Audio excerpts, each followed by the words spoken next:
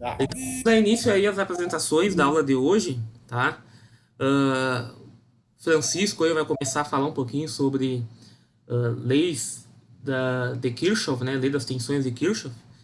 Então pode Isso. dar início aí, tá, Francisco? Tá, ok. Bom, a disciplina de eletromagnetismo, nosso professor é o professor Wagner Barreto da Silva. Vamos dar continuidade, então. Agora não quer andar o meu passo a passo aqui.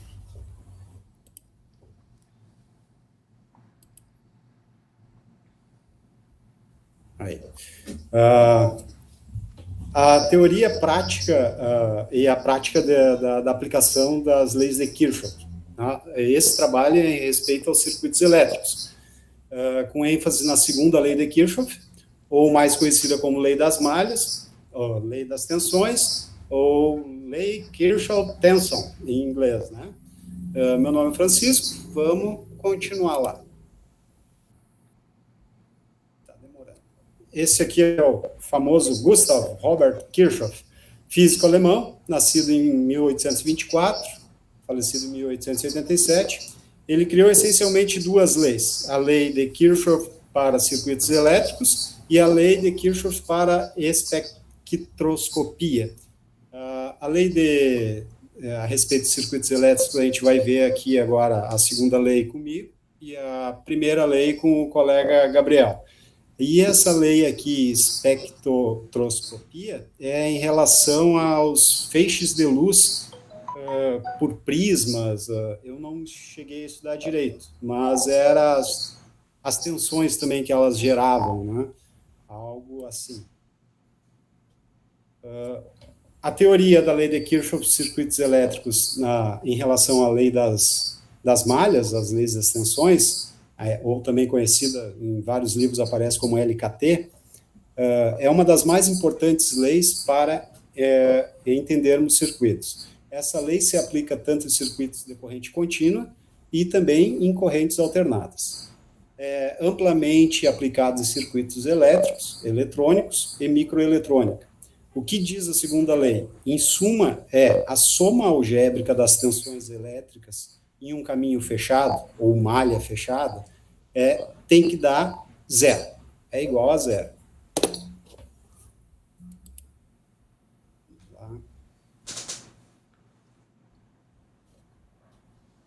Assim que ele resolver andar aqui.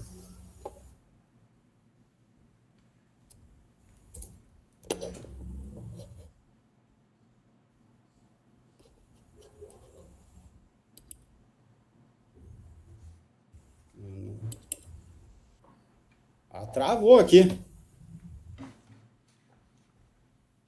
Travou tudo? Travou tudo. Parou no slide aqui, não segue o baile. Tenta fechar e abrir de novo. Vamos lá.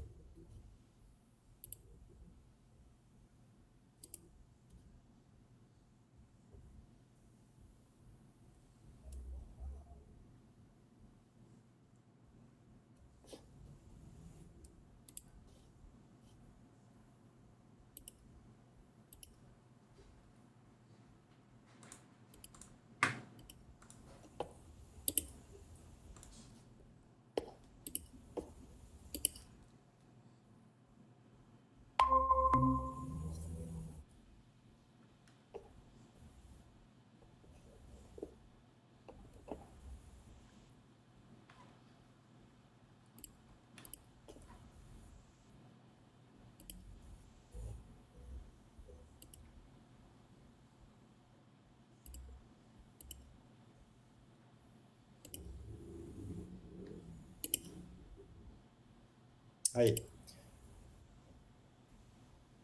O que isso significa? Que ao percorrermos uma. Posso continuar? Pode continuar. Que ao percorrermos uma malha num certo sentido, partindo de um ponto e chegando nesse mesmo ponto, a soma algébrica das diferenças de potencial ao longo dessa malha é nula.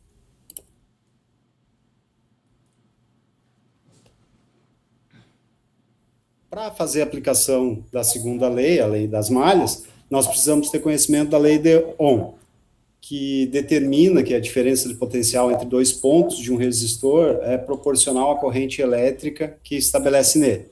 Aqui tem a fórmula base dele, que é a tensão é igual à resistência vezes a corrente elétrica, e as variações que ela pode assumir. Dentro do triângulo ali, tu pode isolar qualquer uma delas, né?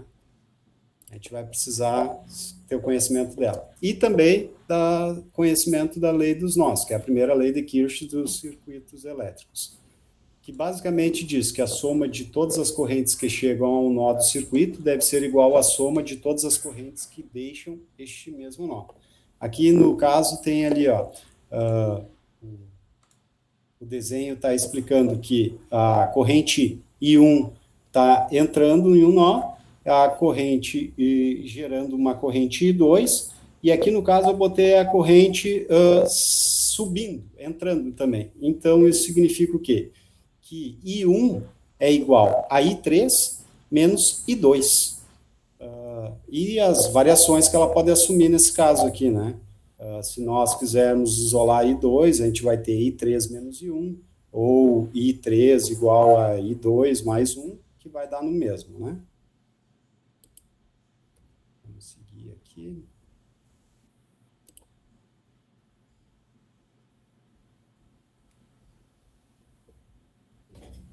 Para fazer esse percurso pelas malhas, a gente tem que identificar os obstáculos que a gente vai encontrar no caminho. Existem geradores que são sempre percorridos por uma corrente elétrica que entra pelo terminal negativo de menor potencial e sai pelo terminal positivo de maior potencial. O gerador, a corrente elétrica sofre um aumento de potência ou ganho de energia. Já os receptores são atravessados por uma corrente elétrica que entra pelo terminal positivo e sai pelo terminal negativo, de modo que a corrente elétrica perde energia ao percorrê-la. A convenção dos sinais para a lei de Kirchhoff, essa parte aqui é a parte mais importante da lei. A forma como tu vai percorrer é arbitrária a tua escolha. Se tu quiser ir do sentido anti-horário ou horário, tu quem decide. Só que isso vai interferir nos sinais que vai ter na composição da malha, né? Se tu está entrando pelo lado positivo ou negativo. Vou dar uma lida aqui, ó. Caso você não saiba o sentido que a corrente elétrica percorre o circuito, basta escolher um sentido, horário ou anti-horário. Se o sentido da corrente for diferente, você simplesmente obterá como resposta de um sinal negativo. Portanto, não se preocupe tanto em acertar o sentido. A própria lei vai te dizer se a corrente é no sentido anti-horário ou horário, diante do sinal que der o resultado. Escolha o sentido para a circulação da malha, assim como fizemos para a corrente elétrica, faremos para o sentido em que a malha é percorrida. Escolha um sentido arbitrário para percorrer a malha. Pode escolher, tanto faz, a corrente por um lado e fazer a verificação dos componentes pelo outro, ou fazer as duas para o mesmo lado, tanto faz, não tem problema. Somente os potenciais elétricos. Caso você percorra o resistor a favor da corrente elétrica, o sinal de potencial elétrico será positivo. Caso o resistor percorrido seja atravessado por uma corrente elétrica no sentido contrário, utiliza-se o sinal negativo. Quando passar por um gerador ou receptor, observar a tua entrada. Se for pelo negativo, o potencial elétrico vai ser negativo. Se for pelo positivo, vai ser pelo positivo. Vamos. Aqui tem um pequeno exemplo, ó. Como se usa a lei das malhas. O circuito abaixo aqui tem uma fonte de 12 volts, tem um resistor de 2 ohms, logo adiante tem um resistor de 4 ohms, aplicando a lei. Como a gente vai aplicar no sentido horário, então eu vou estar entrando pela fonte aqui, ó, começando a leitura da malha do ponto inferior esquerdo, deixa eu ver se eu consigo usar isso aqui, apontador laser, aqui, ó, começando aqui, eu vou entrar pelo negativo, então, meu 12 volts está lá, ó, menos 12. Como aqui a gente não vai usar a terminologia de volts ou ohms ou amperes, só no final que vai dar a resposta em amperes, é só o valor numérico mesmo. Entramos, então, menos 12 volts, seguimos percorrendo a malha, primeiro resistor, a corrente a gente não tem o valor ainda, né? Então, vai ser o I da corrente vezes o valor do resistor, que é 2 ohms. Mas, a gente segue aqui, seguindo o trajeto da corrente, paramos no outro resistor de 4 ohms. Como a gente não tem a corrente ainda, vamos lá, só deixar ela ali multiplicada por 4, igualando tudo isso a zero, que é o que nos diz a fórmula, a equação da lei das malhas. Fazendo aqui a soma dos mesmos algarismos aqui, das mesmas incógnitas, a gente chega a 2 vezes I, dá 2I, mais 4 vezes I, 4I. Total dá 6I, jogando o menos 12 para o outro lado da igualdade, fica positivo, a corrente elétrica vai ser 12 dividido por 6, que são as nossas resistências, gerando uma corrente elétrica de 2 amperes. Aqui é uma checagem que eu fiz. Tu simplesmente pega a equação que tu montou, joga o valor da corrente elétrica em cima dela e verifica se o valor vai dar zero.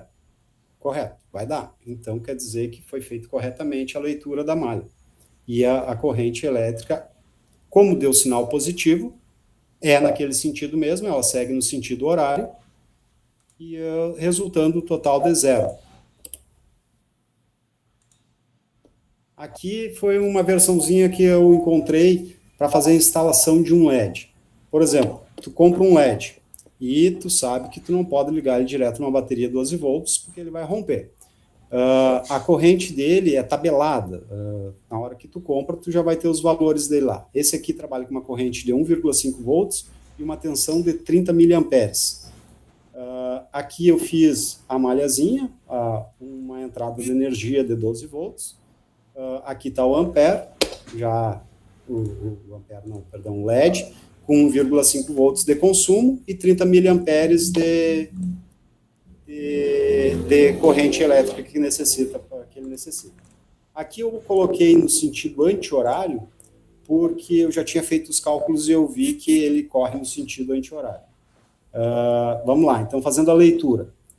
Entrando do canto superior direito e esquerdo da malha, percorrendo a fonte como sinal positivo, entramos os 12 volts, seguimos, entramos pelo LED, o LED já tem um consumo de 1,5 volts, então eu tenho que descontar da carga, e para mim descobrir o valor da resistência que eu tenho que colocar para não deixar sobrecarregado o LED, eu multiplico pelo valor da corrente que eu sei que ele trabalha, que é 0,03 amperes, que seria os 30 miliamperes, né?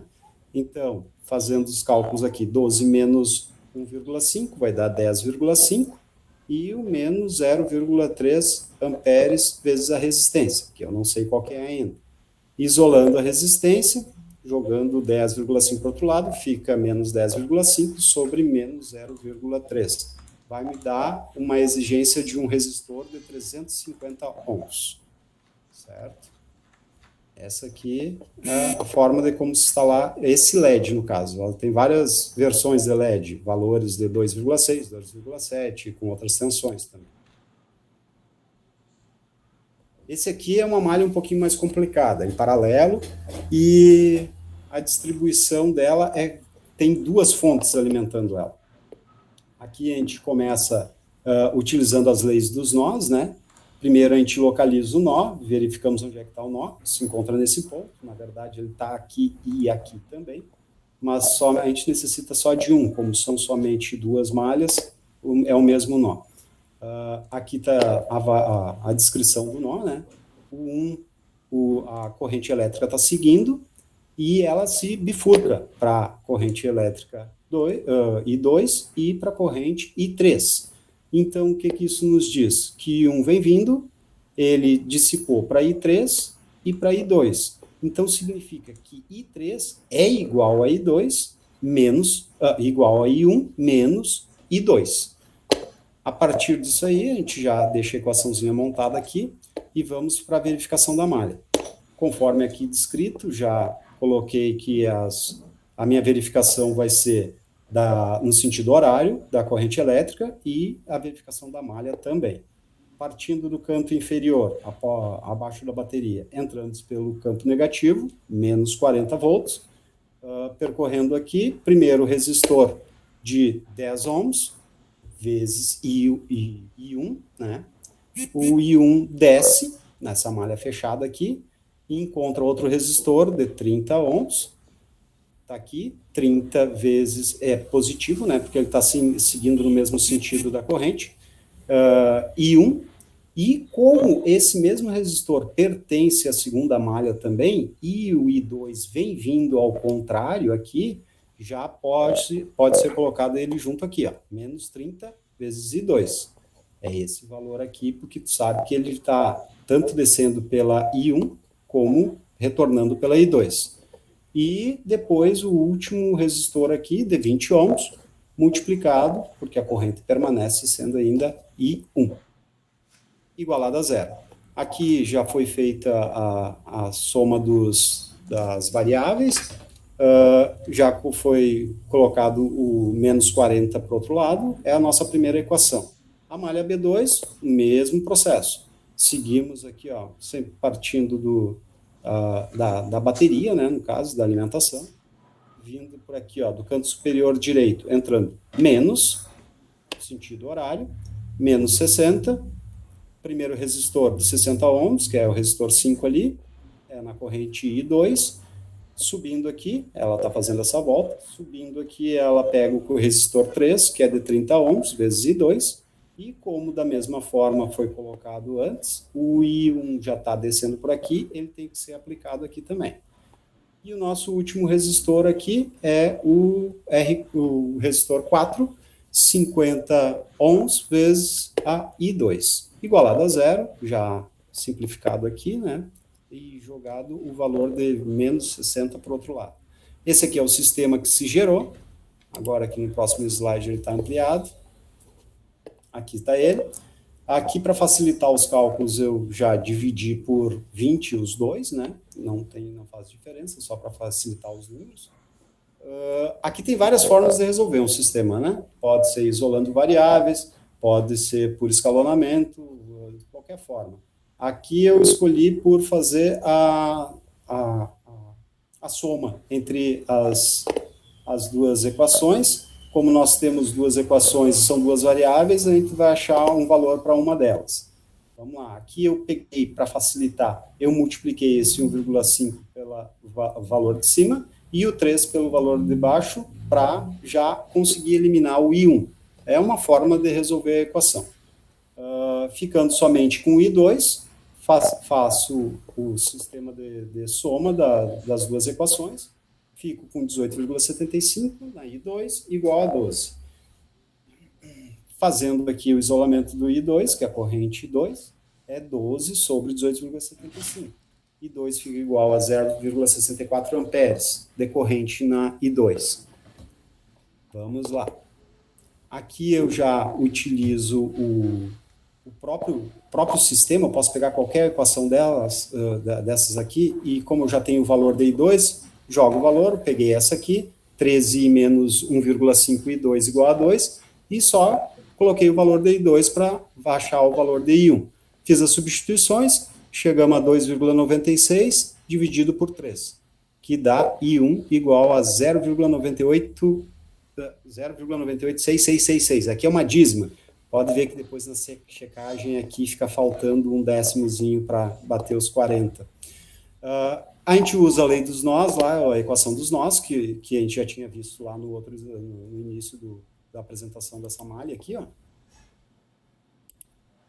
Carregamos ela de volta, substituímos os valores e localizamos o valor de I3, que é 0,9866 menos 0,64 amperes. Então, I3 é 0,366 amperes. Aqui fica o erro da dízima, né? Aqui faz a checagem, pegamos qualquer equação daquelas ali, substituímos o valor de I1 e I2, fazemos a verificação e realmente bate.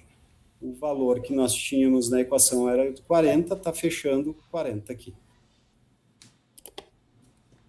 E E essa é a apresentação das leis das malhas. Kirchhoff, alguma pergunta? Muito bom teu trabalho aí, ô Francisco. Ah, acho que atingiu o objetivo aí da disciplina aí nessa questão aí, nesse conteúdo de leis de Kirchhoff. Só volta 2 slides aí que eu quero te fazer uma pergunta aí. Ai, ai, ai. Fala lá. Não, pode passar mais um aí. Para trás? Não, não, pra frente. Para frente. Vamos lá. Espera aí. Aí. Aí, vem. Aí tu encontrou I1 positivo e 2 positivo. O que quer dizer isso aí em relação Isso ao quer circuito? dizer. Ah, certo, perdão. Isso significa, tendo sinal positivo, que o sentido que nós arbitramos para a corrente está correto. Ah, isso aí. Ele segue o sentido, como a gente está avaliando o sentido do horário e colocamos todas as correntes no sentido horário, significa que está correto. Se desse algum sinal negativo, significaria que seria o sentido oposto. Exatamente. É bem isso aí mesmo. Cara, tá de parabéns aí. Acho que o trabalho refletiu aí bem o que eu esperava de vocês aí, que vocês tirassem dessa disciplina. Eu acho que tu fez aí uma análise bem completa para um circuito, para dois, fez a checagem, se tu tinha feito o cálculo certo, né? Então tu fez a analogia com a equação de Ohm, né? Lei de Ohm, que é a resistência igual a tensão dividido por corrente. Daí tu pode manipular aquilo ali e tá descobrindo se tu realmente calculou certo. Então tu fez essas checagens também. Achei bem interessante da tua parte. Muito bom, cara. Eu fiquei bem contente aí com a tua apresentação. Acho que tu conseguiu entender bem aí o que é, como é que funciona a eletricidade em si, né? Como é que a tensão, corrente e resistência se relacionam, tá? Eu sei que o curso de vocês não é focado nisso, mas esse conteúdo aí, esse conhecimento aí que tu adquiriu, pode ter certeza que vai ajudar muito aí na formação de vocês, tá? Esse é o conhecimento mais básico que se tem que ter, que se espera que tenha aí de qualquer engenheiro na área de elétrica, né? E eu acredito aí com essa apresentação que tu me passou que você realmente conseguiu absorver aí o que foi a proposta da disciplina. Muito obrigado, tá, Francisco? Eu que agradeço. Muito obrigado, professor. Quer fazer te arrumar ali, ô Gabriel?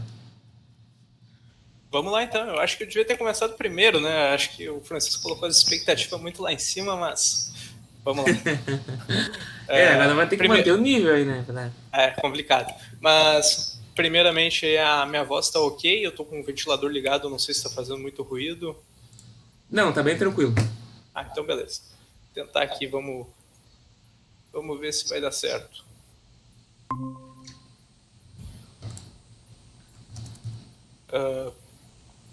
Estão conseguindo ver minha tela? Eu tô compartilhando o ecrã inteiro, não sei se tá pegando. Tá, sim, tá. Tá, beleza. Então vou começar aqui a minha apresentação. Pode começar. Pronto? Posso começar então? Tá bom, valeu. Novamente, boa noite a todos aí.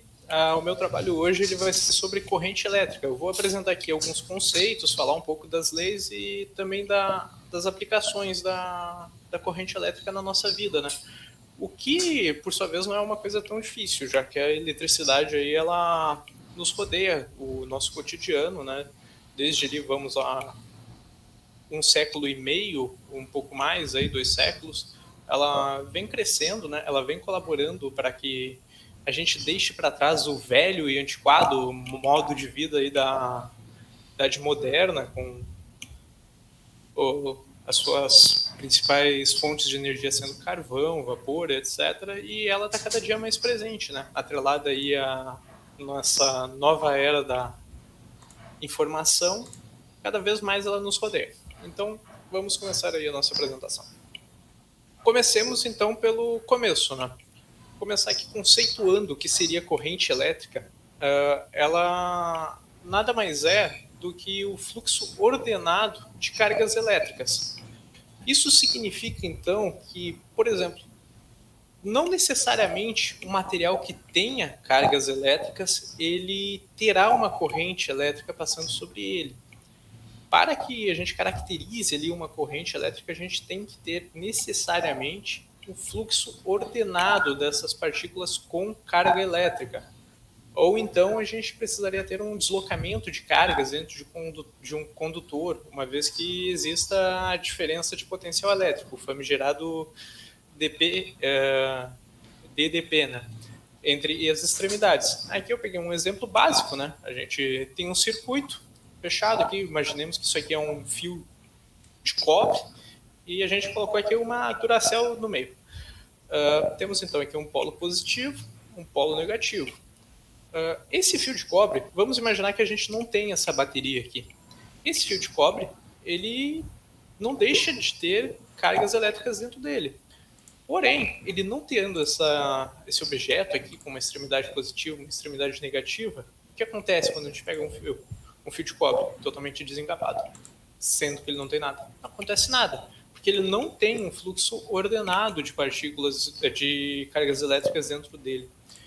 Quando a gente insere uma pilha, uma bateria qualquer, com polos de extremidade diferentes, um positivo, um negativo, esse fluxo ele vai passar a ser ordenado. Nesse momento eu não quero entrar em detalhes aqui sobre o sentido da corrente, mas a partir do momento que a gente coloca aqui um polo positivo e um polo negativo, a gente tem um fluxo ordenado de correntes neste sentido aqui, do negativo para o positivo. A minha caneta aqui ela deu um pequeno problema, isso vai acontecer mais algumas vezes, mas enfim. Dando sequência então, o que permite que esse material, esse fio que eu usei ele de exemplo cobre, ele permita o fluxo da corrente elétrica. Ele acontece porque o cobre ele é um material, assim como a maioria dos outros metais, que tem uma baixa resistividade elétrica. Ou seja, pouca energia é necessária para excitar os elétrons, para fazer que ele perca o último elétron da sua camada de valência. Isso são conceitos ali mais de química, então se eu estiver falando em alguma bobagem, pode me interromper aí. Mas temos ali como exemplo de bons condutores elétricos os metais, de maneira geral, né? Destaque aí ao cobre, que é o que a gente vê nos fios ali, principalmente na fiação dos postes, diariamente. É o mais comum, acho que é o mais comum, pelo menos. Tem também o ouro, que a gente vê ali nas placas e chipsets, ele está presente, ele é um ótimo condutor elétrico também. E, por outro lado, a gente tem os maus condutores elétricos, né, que podem ser chamados também de materiais isolantes elétricos, que a gente usa até mesmo para isolar, para encapar os fios, como é o caso do plástico. A gente tem ali como exemplo também a madeira seca, né, claro, a borracha, o vidro também. Enfim, a gente pode dividir ali esses materiais entre bons condutores, ou então só condutores, e os maus condutores, que a gente pode chamar de isolantes. Agora, chegando para a parte mais legal, né? Como calcular a corrente? Para isso, a gente vai usar essa fórmula aqui, que eu vou chamar aqui, digamos, de equação fundamental da corrente elétrica. Ela é bem simples. Corrente elétrica é igual a Q sobre ΔT. O que seria isso? É a corrente elétrica igualada à carga sobre o tempo. Para ficar mais intuitivo ali, a gente pode chamar o I de intensidade da corrente elétrica, o Q de quantidade de carga e o T é o T, né? Um exemplo aqui, rapidinho, para ficar mais fácil de entender, se eu não me perder no caminho, lógico. Vamos supor aqui que a gente tenha 3 elétrons, sou péssimo desenhando, principalmente com o mouse. 3 elétrons aqui, que eles vão passar por essa seção aqui que eu desenhei. A caneta, ela aparece, né? Eu não tô louco.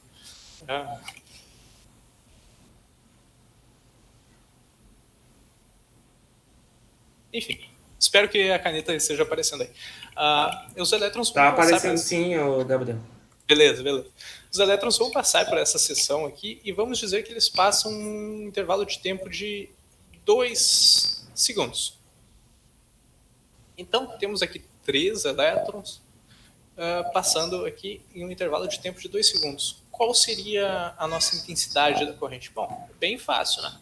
Seria aqui o número de elétrons que a gente tem, que são 3, vezes o valor da carga de um elétron, que, se eu não me engano, é 1,6, vezes 10 na menos 19. Isso aqui dividido pela variação de tempo, né? Eu coloquei um intervalo de 2 segundos, 2 segundos.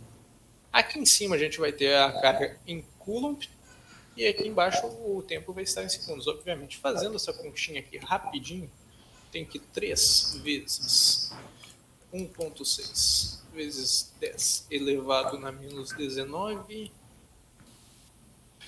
4,8 vezes 10 na menos 19. Isso aí já dividido por 2, já vou colocar o resultado direto, que é bastante simples, né? Se eu não tiver feito nenhuma bobagem no meio do caminho, o que é sempre possível, é 2,4, meu 4 é fechado, então ele é meio feio, pessoal, vezes 10 na menos 19 Coulomb por segundo. Coulomb por segundo, por sua vez, a gente pode chamar de ampere. Então tá, 2,4 vezes 10 na menos 19 amperes.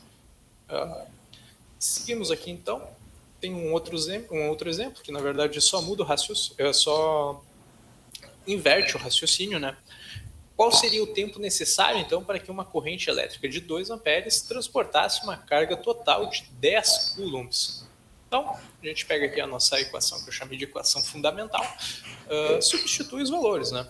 Temos aqui a corrente valendo 2, a carga total valendo 10, e nosso intervalo de tempo, então, a gente vai passar para cá multiplicando. Nesse 2 que está multiplicando, a gente passa para cá dividindo.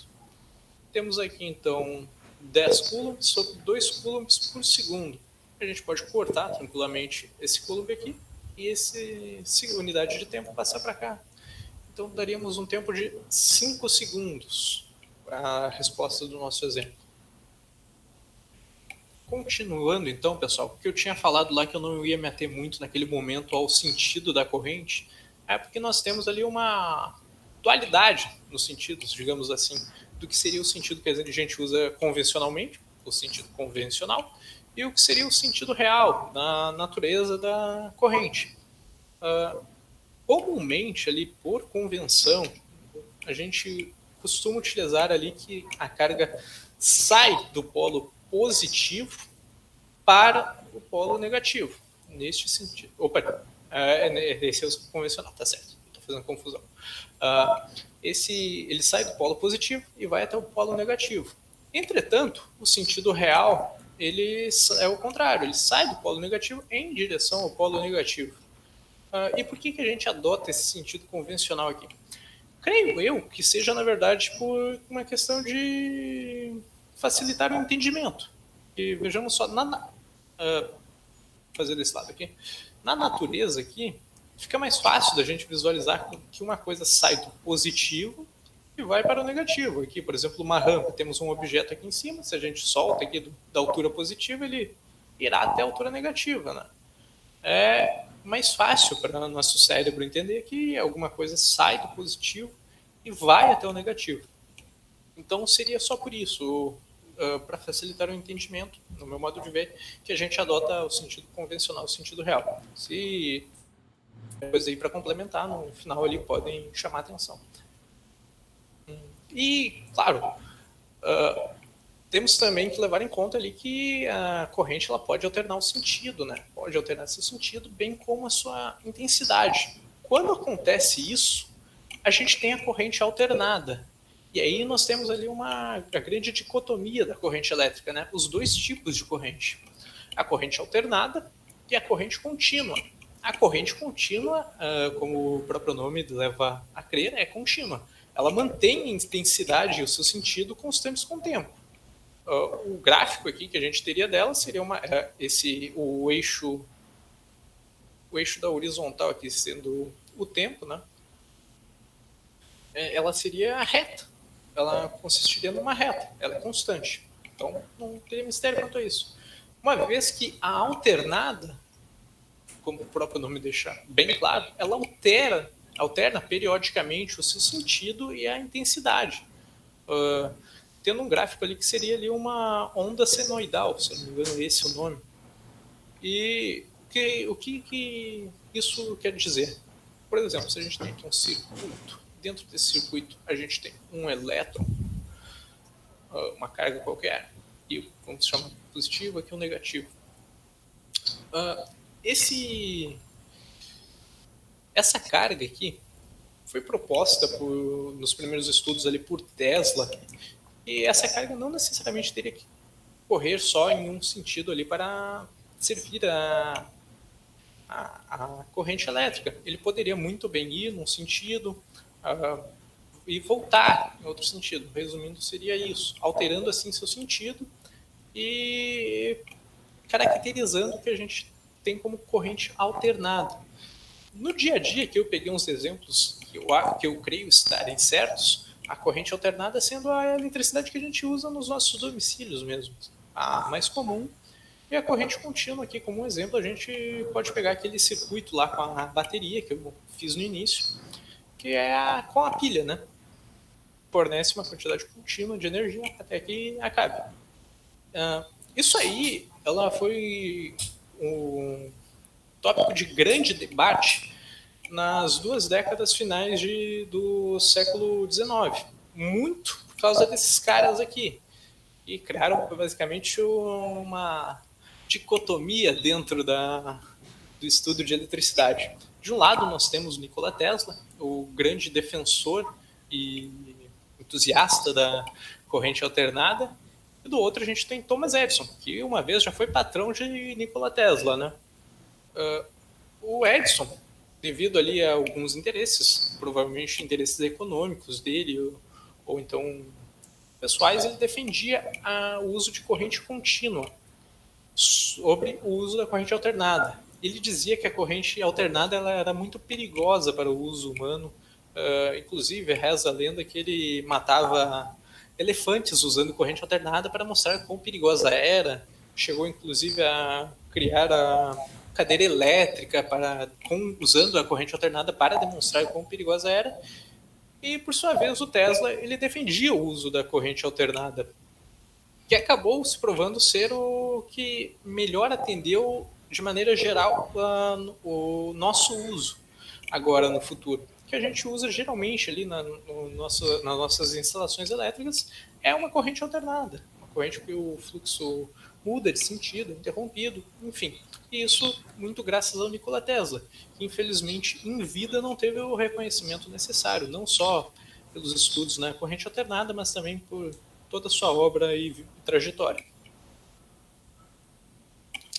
Falando um pouco agora sobre a história e a aplicação da corrente elétrica, falando também da eletricidade no geral, né, o uso pelos seres humanos, desde a antiguidade, lá com Tales de Mileto, a gente tem os primeiros estudos ali sobre o que depois viria a ser eletricidade, mas a gente começa ali a destacar, vamos dizer assim, com o dínamo de Faraday, em 1831, que a gente pode considerar o primeiro gerador.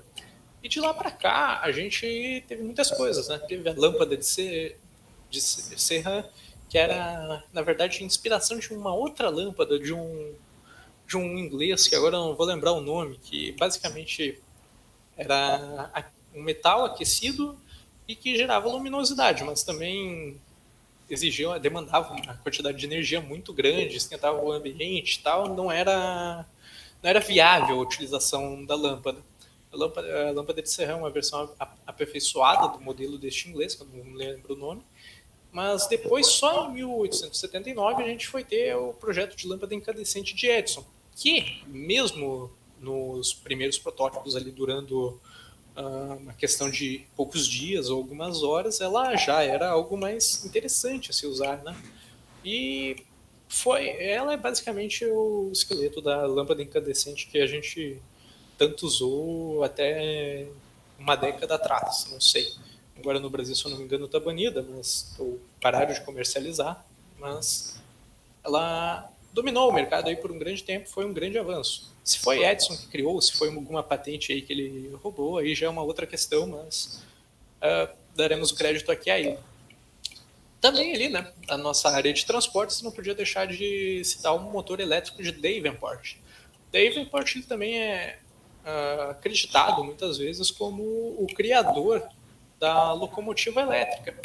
E então eu deixo aqui esse espaço ali para falar então do primeiro motor elétrico, citando aqui, né? Porque é alguma coisa que serviu. A gente usa sistemas de monotrilho movidos a eletricidade até hoje. Então, né, o precursor ali foi David Portillo.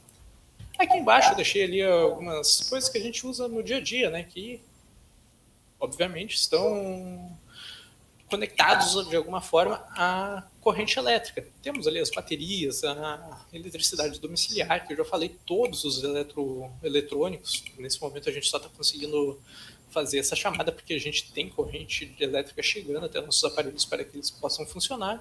E no futuro também, falando novamente da área de transportes, cada vez mais, em alguns países mais, outros menos, mas a gente está tendo o avanço dos veículos particulares elétricos, né? Que talvez vai depender de outras circunstâncias aí políticos, sociais, para eles tomarem o mercado? Vai, mas é um mercado que vem crescendo bastante e a gente tem que ficar de olho neles. Falar rapidinho aqui sobre a distribuição da energia elétrica, né? Ela é gerada em alguma usina, seja ela nuclear, eólica, hidrelétrica, que é a mais comum aqui no Brasil, e então ela é transferida até transformadores que vão ali, digamos, estabilizar essa corrente, evitar ali grandes oscilações. Desses transformadores a gente passa até o sistema de corrente de alta voltagem, que vai percorrer as grandes distâncias, né? E chegando ali, mais próximo das cidades, dos perímetros urbanos, a gente vai ter ali os transformadores, que vão tornar essa energia, essa corrente elétrica mais segura para o uso da população em geral. Peguei aqui desse site A Geradora essa imagem, então dá os devidos créditos a eles. Vamos continuando aqui nos cálculos de corrente elétrica, dessa vez falando um pouco da densidade de corrente elétrica. Corrente elétrica, a gente já viu ali anteriormente que ela é definida por I, corrente elétrica, igual aqui sobre variação de tempo. A gente pode também chamar isso de dt sobre dt, vai depender da literatura que a gente estiver utilizando aqui.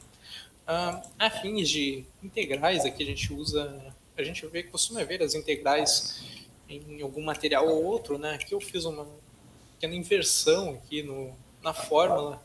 Para integrar aqui a gente pode dizer que o dq, a quantidade de energia, né, é igual à integral de I vezes dt, tendo aqui no intervalo o tempo inicial e o tempo final. A densidade de corrente, por sua vez, caracterizada pela letra J, ela é igual à corrente elétrica sobre uma unidade de área, um valor de área, como densidade leva a crer, né? E a gente pode também aqui fazer a associação para chegar em uma integral, que seria da corrente elétrica, que seria igual à integral de J vezes dA. Mas a gente vai levar aqui para fazer os exemplos, que eu vou passar para frente aqui, essa fórmula aqui. J, que é a densidade, sendo igual à corrente elétrica vezes, sobre a área. Então eu peguei esse exemplo aqui, que ele é bem simples, mas um enunciado um pouco maior aí, mas por questões também de falar um pouco da aplicação, né, ao mesmo tempo, que é o caso de fusível, né? O fusível de um circuito elétrico, ele nada mais é que um fio que é projetado para fundir. Ele abre o circuito se a corrente ultrapassar um certo valor. Supõe então que temos um material a ser usado em um fusível que ele vai fundir quando a densidade da corrente ultrapassar 440 amperes por centímetros quadrados. Qual o diâmetro desse fio cilíndrico que deve ser utilizado para fazer um fusível que limite a corrente em 0,5 amperes? Então, a gente vai pegar a nossa relação que nós temos ali, né? Vamos transformar aqui no contrário. A gente quer saber o diâmetro. Vamos encontrar primeiro a área. A área vai ser igual a I sobre J. Ok? Então, nós temos ali que a área será igual a πr ao quadrado pega, né, do cilindro ali, a seção lateral dele vai ser um círculo, e isso aqui vai ser igual a 0,5 amperes sobre 440. Bugou aqui, pessoal. Deixa eu ver como é que apaga, se eu consigo apagar aqui. Enfim, 440. A gente vai ter então que o nosso raio vai ser igual a raiz de 0,5. Passei, né, a potência para lá, virou raiz, 0,5 sobre 440. Mas cuidado aqui para não... 440 vezes o π. Então, fazendo aqui esse valor, pessoal, se eu não tiver errado, vamos ter que o raio será igual a 0... tá difícil, hein? 0,019 centímetros. Tudo que eu peguei ali, né, foi a área, a unidade de área estava em centímetro, então esse aqui vai dar estava em centímetros quadrados, né? Com a raiz, os centímetros. Então, isso aqui teremos um diâmetro igual de 0,038 centímetros. Muito bem. Vamos então agora para outra parte do meu trabalho, que o Francisco, na verdade, até comentou ali, né, que é a primeira lei de Kirchhoff. Faltou um R aqui, mas enfim. A primeira lei de Kirchhoff, também conhecida como a lei dos nós, ela diz que a soma de todas as correntes que chegam a certo nó é igual à soma de todas as correntes que saem dele. O somatório, então, das correntes que entram é igual ao somatório das correntes que saem. Isso não importa. Vamos supor aqui, não importam sentidos nesse caso. Eu quero dizer, vamos dizer aqui que a gente tem 1 ampere aqui, 1 ampere aqui entrando. E vamos supor que isso aqui, alterei meu raciocínio agora no meio do caminho, nunca é uma boa ideia, mas enfim, é só para mostrar uma outra coisa. 1 ampere aqui. E o valor total desse sistema aqui, desse nó das correntes, o somatório das correntes nesse nó tem que ser 0. Então, se nós temos 3 correntes com valor de 1 ampere cada entrando nesse nó, o valor de 4 ele teria que ser igual a menos 3, correto?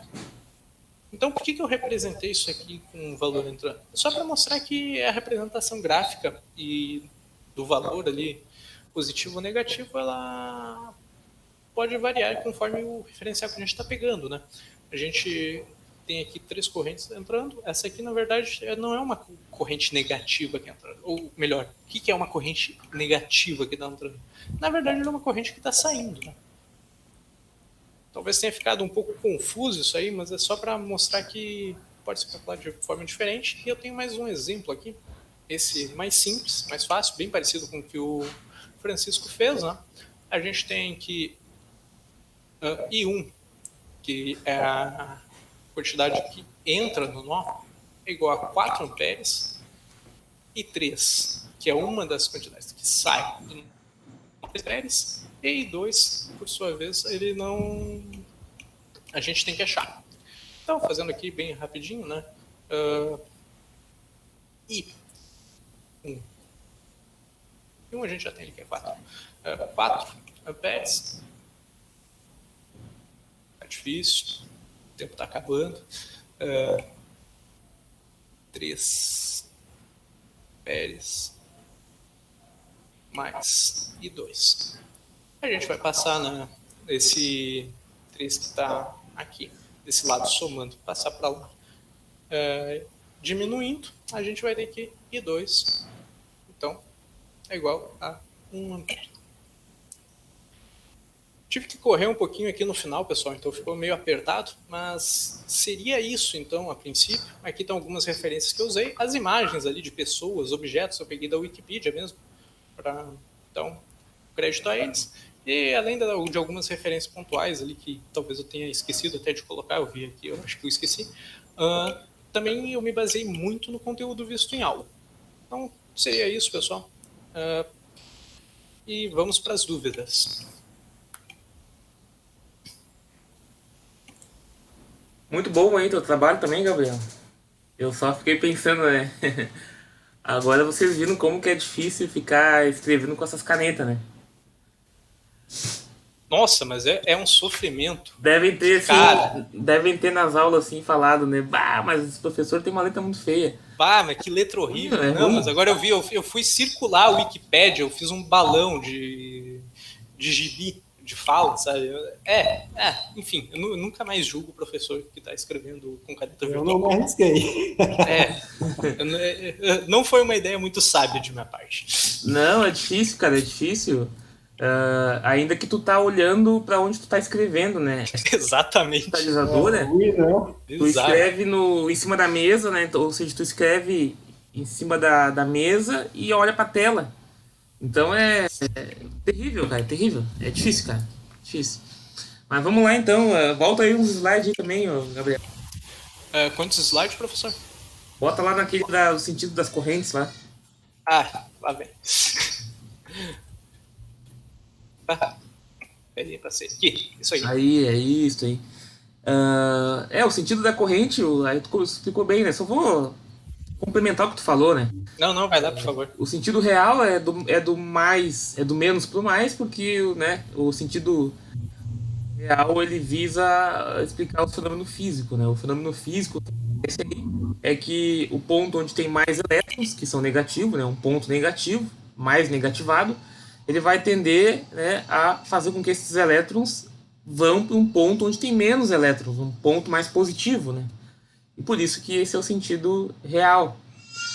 E o convencional, né, é o do mais para o menos, né? Mas, assim, não saberia dizer também por que... Agora é uma coisa que eu fiquei também meio curioso. Por que se convenciona isso? Eu acho que mais por convenção mesmo, não tanto por explicação lógica, tá? Porque não tem nenhuma. Eu me esforcei aqui para achar uma explicação lógica, mas... Tu colocou ali uma Coloquei uma rampinha. rampa. Não entendi que tem a ver também. Ó, só uma coisa aí, ó. Um pouquinho, professor. Pode falar. Olha só, eu queria só entender uma coisa. As equações que a gente trabalha dentro da área da física, na parte elétrica, elas são projetadas para o entendimento como sentido real ou de aplicação convencional? Cara, é tudo convencional. Tudo convencional. Por exemplo, assim, ó, a lei de Kirchhoff que eu trabalhei, certo? Sim. Tu arbitra o sentido da corrente, certo? Isso, Daí depois do resultado, tu vai ver se tu arbitrou corretamente ou não, né? Isso. E aquilo ali seria como o sistema funciona realmente? Não, porque seguinte, se tu encontrar uma corrente positiva, ela vai ser do mais para o menos. E isso aí já é o sentido convencional, porque o real é do menos para o mais. Então, quando tu encontra uma corrente positiva, ela é do mais para o menos. Ela tá querendo te dizer que ela circula do mais para o menos, o que na verdade tá errado, né? A corrente real não circula do mais para o menos. A corrente real circula do menos para o mais. Então, uma corrente que circula do mais para o menos, ela deveria ser negativa, né? E não é. Sim. Então, quando tu arbitra lá o sentido da corrente e encontra ela positiva, quer dizer, né, que ela está saindo do mais e indo para o menos, ou seja, está considerando o sentido convencional. Pois é, né? É complicadinho isso. É complicadinho. É mais por questão de entendimento que se utiliza o sentido real, né? Mas em todas as equações é feito esse sentido convencional aí, tá? Não saberia te dizer por que agora, uma coisa assim que não sei dizer, mas é assim que funciona, não só em circuitos, mas também como funcionamento de outros dispositivos eletrônicos, né, como diodos, transistores, que utilizam semicondutores, né, também tem a mesma maneira de passar aí o sentido da corrente, tá? Mas tranquilo. Passa aí uns slides aí pra frente agora, Gabriel. Aí, ó, volta aí. Ah, Volta tá. aí nos caras aí Ah, da elétrica. Esses dois caras bom. aí, né, eram os dois principais engenheiros, cientistas aí que na época revolucionaram aí o mundo, né? Nikola Tesla, ele foi um cara aí, foi o precursor e o fundador da ideia de correntes trifásicas, tá? Onde estas deram origem aos motores trifásicos que são utilizados até hoje, tá? Essa concepção aí vem daí, vem do Nikola Tesla. E ele sim era um cara extremamente adepto à corrente alternada, ao contrário do Thomas Edison, o mais famoso e o mais rico, tá?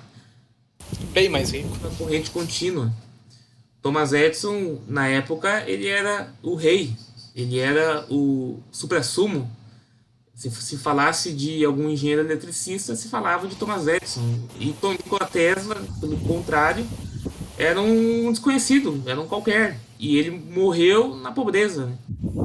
Foi reconhecido, renomado, depois de morto, tá? E isso aí foi uma coisa assim, uma coisa bem triste para pensar pelas contribuições, pelo nível de contribuição que ele teve na engenharia elétrica, nos circuitos elétricos. É assim, é triste, é um cara que se esforçou a vida inteira, um gênio, né? Ele foi um gênio. E as contribuições dele na elétrica aí são as maiores, né? Em termos de aplicação, né? Tô falando em aplicação. Ele foi o cara que mais contribuiu para a aplicação, né?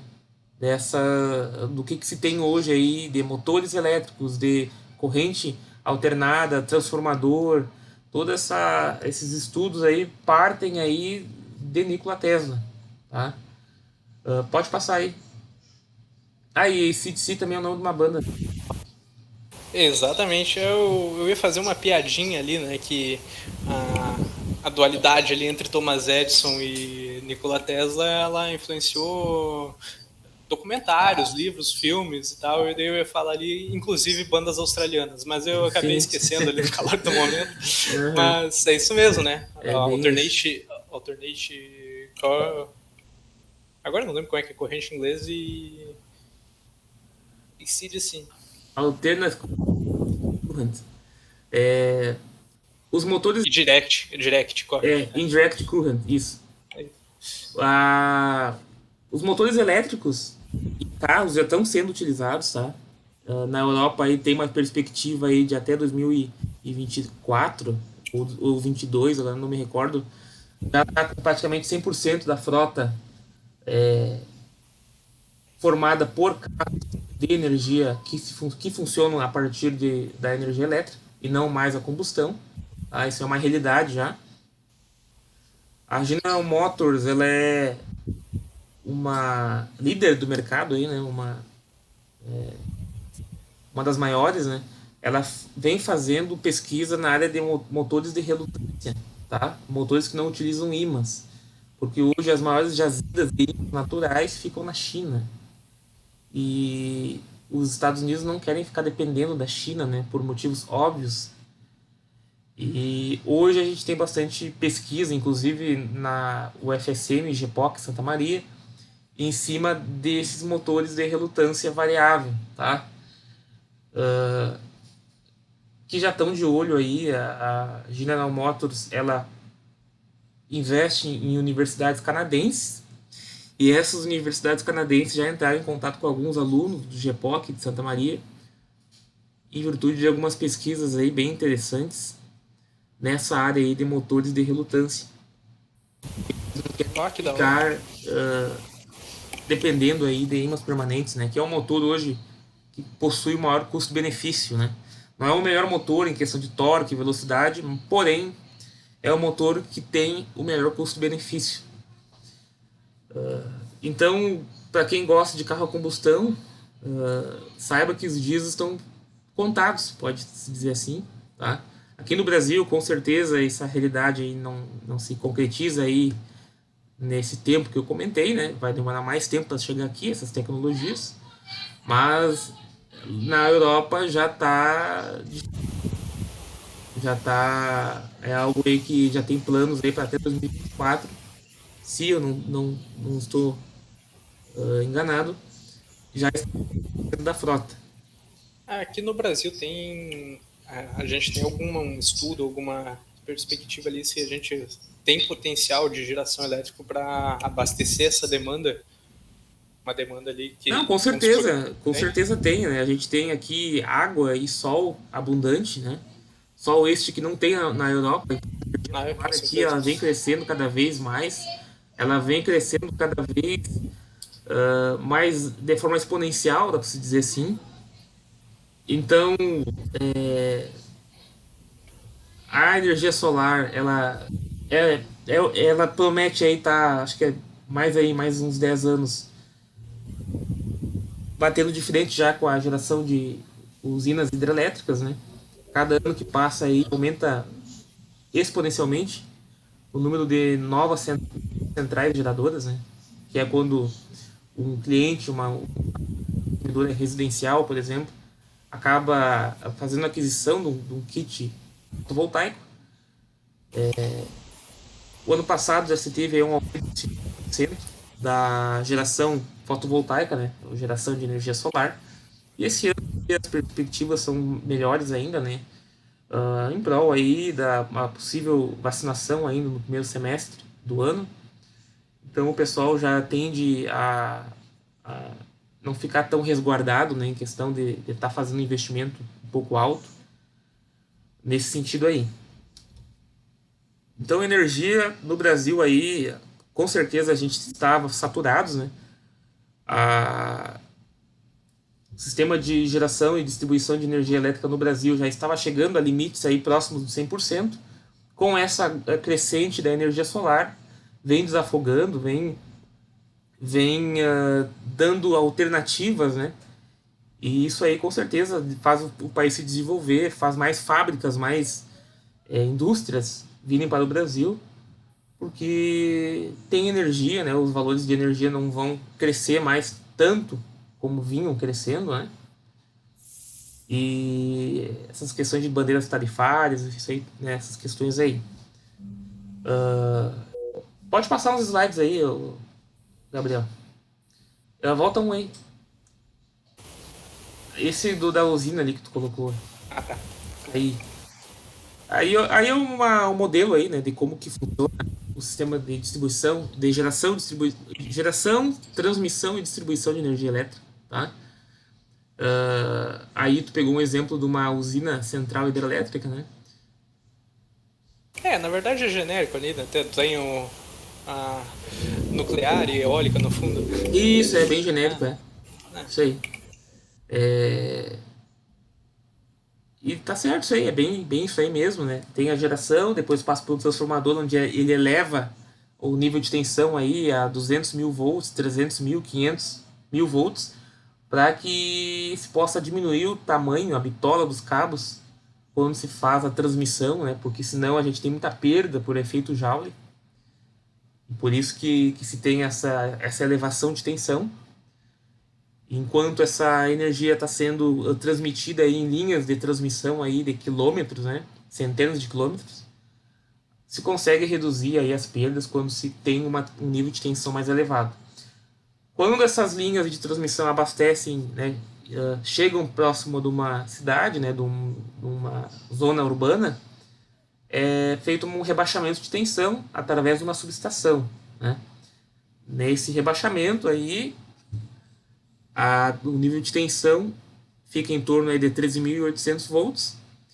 E próximo da casa de vocês, o transformador que vocês enxergam, né, quando vocês olham para cima, esse transformador faz a transformação desses 13.800 kV para 220, 380. Tá? E aí vocês têm aí a tensão aí de alimentação aí dos equipamentos, aparelhos aí em 220. Só para explicar um pouquinho melhor aí, pode passar. Tá, ele explicou bem essa parte da cidade corrente, acho que tá bem tranquilo aí. No fim, aí, acho que ficou muito boa a apresentação de vocês, tá? vocês acho que atenderam bem aí o que eu esperava da disciplina. A gente vai encerrar hoje a nossa aula síncrona, tá? Eu vou deixar material aí da parte de campos magnéticos, mas eu acho que isso aí já é mais conteúdo para engenharia elétrica do que propriamente para vocês, tá? Vai ser muito mais maçante, pouco produtivo, dá para se dizer assim. Então eu vou deixar aí materiais para vocês, quem tiver interesse, dar uma pesquisada, saber mais a fundo, fazer aí a leitura. Se tiverem, né, alguma dúvida, vocês podem me procurar. Eu posso estar colocando umas web aulas aí também, caso tenha o interesse aí de vocês. Mas eu acho que até onde nós vimos aí foi de grande valia, de grande soma aí para o conhecimento, para o currículo de vocês. Vocês gravando bem essa parte aí das relações entre tensões, correntes e resistências, eu acredito que já se cumpre aí essa disciplina, né, o papel dessa disciplina no curso de vocês. Certo? Então, pessoal, a gente vai encerrar aqui a disciplina. Faltou um trabalho 4 aqui, tá? Deixa eu compartilhar minha tela com vocês. Esse trabalho 4 eu vou duplicar a nota do trabalho final. O trabalho final aqui, eu vou colocar a mesma nota aqui no trabalho 4, só que proporcionalmente, né, uma vez que o trabalho final vale 8, e o trabalho 4 vale 6. Tá? E a gente encerra por aí, eu não vou dar mais nenhum trabalho aí dessa parte de magnetismo, aí eu acho que é muito mais focada para engenharia elétrica do que para vocês, tá? Fico contente aí pelo desenvolvimento da turma, pelo comprometimento. Vocês aí entregaram os trabalhos, né? Eu sei que pelas dificuldades aí do semestre foi difícil muitas vezes acompanhar as aulas, né? Entendo isso. E agradeço aí, fico feliz por ter sido professor de vocês. Espero que a gente se veja aí pessoalmente mais pra frente, né? A hora que tiver uma vacina, e troca uma ideia, dá uma conversada aí, né? Pra se conhecer aí, de repente, né? Trocar uma ideia. Bom final de semestre para vocês aí, tá? Eu acredito que as aulas vão voltar dia 12 de abril. Então aproveitem aí, se esforcem aí no final do semestre. E daqui a pouco vem o descanso. Volta agora dia 12.